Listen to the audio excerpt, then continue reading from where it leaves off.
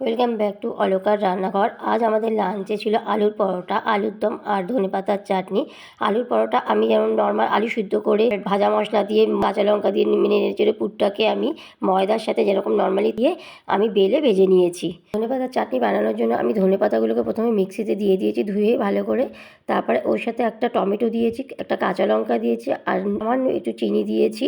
দিয়ে পেস্ট করা হয়ে গেলে আমি ভালো করে ওটাকে বাটির মধ্যে ঢেলে নিয়েছি। নিয়ে একটু স্বাদ মতো একটু নুন দিয়েছি আর লেবুর রস দিয়ে দিয়েছি। এবার আলুর দম বানানোর জন্য আলু ভালো করে সিদ্ধ করে নিয়েছি। কড়াইতে তেজপাতা, শুকনো লঙ্কা ফোড়ন দিয়ে জিরে ফোড়ন দিয়ে আলুগুলো ভেজে নিয়েছি।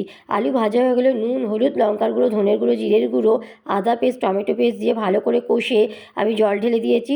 একটু সামান্য চিনি দিয়েছি ও কড়াইশুঁটিও দিয়ে দিয়েছি। হয়ে গেলে আমি ওর মধ্যে কসুরি মেথি আর গরম মশলা দিয়ে আমি আলুরদমটা নামিয়ে নিয়েছি। ছিল আজকে দুপুরের মেনু। ভালো লাগলে লাইক আর সাবস্ক্রাইব করবেন। ধন্যবাদ।